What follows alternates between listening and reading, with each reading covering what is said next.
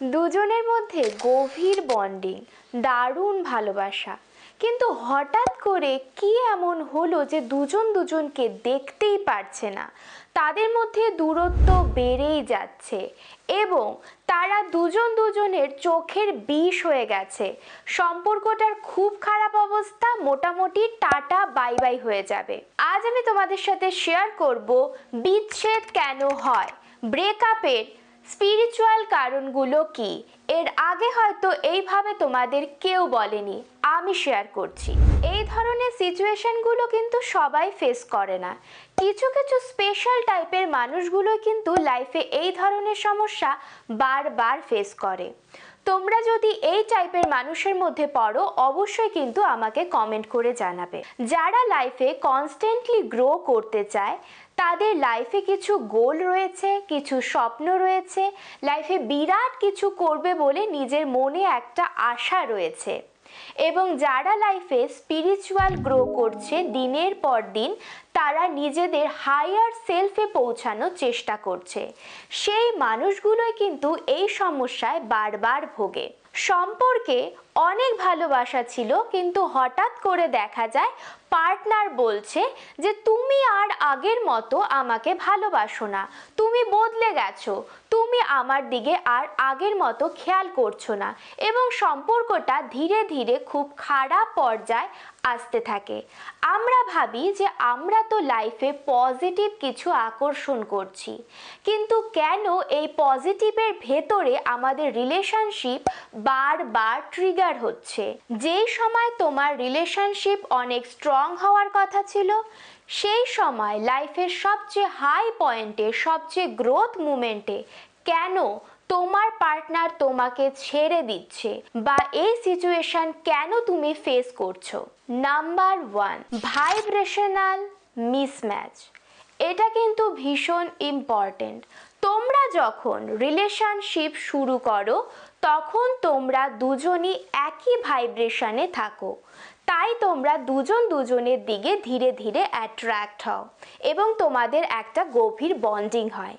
কিন্তু তুমি যখন দিনের পর দিন কিছু গোল অ্যাচিভ করার জন্য নিজেকে পজিটিভ বানাচ্ছ এবং নিজের ওপরে কাজ করছো, সেটা স্পিরিচুয়াল গোল হতে পারে বা ফাইন্যান্সিয়াল গোল হতে পারে, যে কোনো ধরনের গোল হতে পারে, তোমার লাইফে আরো পজিটিভ মানুষরা আসছে, তোমার পরিধি অনেক বড় হচ্ছে এবং তুমি নিজের ওপর দিনের পর দিন কাজ করে চলেছো, সেই মুহূর্তে এই সমস্যাগুলো দেখা যায়। কেন? তুমি তোমার সেম ভাইব্রেশন থেকে ধীরে ধীরে ওপরের দিকে উঠতে থাকো, তোমার ভাইব্রেশন ধীরে ধীরে ওপরের দিকে উঠতে থাকে এবং সেই সময়ই তোমার কাছের মানুষটা তোমাকে বলে তুমি আর আগের মতো নেই। দেখতেই পারছো তুমি আর আগের মতো নেই, তুমি ওর থেকে অনেক উপরে চলে গেছো। তাই তোমাদের মধ্যে ভাইব্রেশনাল মিসম্যাচ হচ্ছে, ফ্রিকোয়েন্সি তোমাদের ম্যাচ হচ্ছে না, তাই তোমাদের পুরনো সম্পর্কে মারাত্মক ধরনের অস্থিরতা দেখা দিচ্ছে। Testing time. তোমার জীবনে অনেক স্বপ্ন রয়েছে, স্বপ্নের সাথে থাকে বড় বড় রেসপন্সিবিলিটি। তুমি যখন তোমার হায়ার সেলফে যাবে বা গোল অ্যাচিভ করতে যাবে, পজিটিভ কোনো গোল তোমার মাইন্ডসেটে থাকবে, তখন ইউনিভার্স তোমাকে বারবার চেক করবে। কি চেক করবে? তুমি এই দায়িত্বগুলো নেওয়ার জন্য কতটা উপযুক্ত। তোমাকে বারবার প্রমাণ করতে হবে যে সবচেয়ে খারাপ সময়ে তুমি তোমার স্বপ্নগুলো নিয়ে কি করছো, বা তুমি তোমার লাইফে স্ট্যান্ড করতে পারছো কিনা। রিলেশনশিপে সবচেয়ে বেশি ট্রিগার হবে, কারণ এই সম্পর্কটাই শুধুমাত্র তুমি চুজ করো, আর বাদ বাকি যেসব সম্পর্ক থাকে সেগুলো কিন্তু আগের থেকে চুজ করা থাকে, তাই ট্রিগার সবসময় রিলেশনশিপেই হবে। থার্ড কারণ, কার্মিক রিলেশন। তোমরা হয়তো জানো, এই টার্মটা হয়তো তোমরা আগেও শুনেছো, কার্মিক রিলেশন। কিছু কিছু সম্পর্ক আমাদের লাইফে কিছু সময়ের জন্যই আসে, সেই সম্পর্কগুলো থাকে এবং একটা সময় পরে আপনা আপনি চলে যায়। এই যে অস্থিরতা তোমার লাইফে তৈরি হয়েছে, এই অস্থিরতাই তোমাকে নির্ধারণ করতে সাহায্য করবে যে তোমার লাইফে এগিয়ে যাওয়ার পথে এই সম্পর্কগুলোর আর কোনো প্রয়োজন নেই। এভাবেই কিন্তু কার্মিক সম্পর্কগুলো শেষ হয়ে যায়।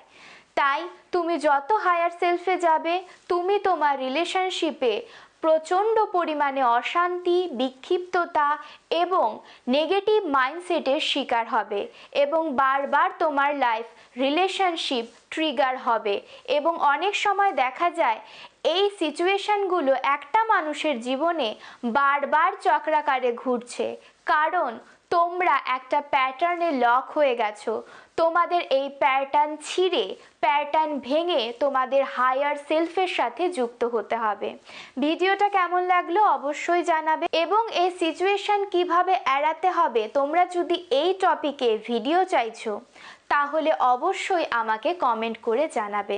দেখা হচ্ছে আবার পরবর্তী ভিডিওতে। হর হর মহাদেব।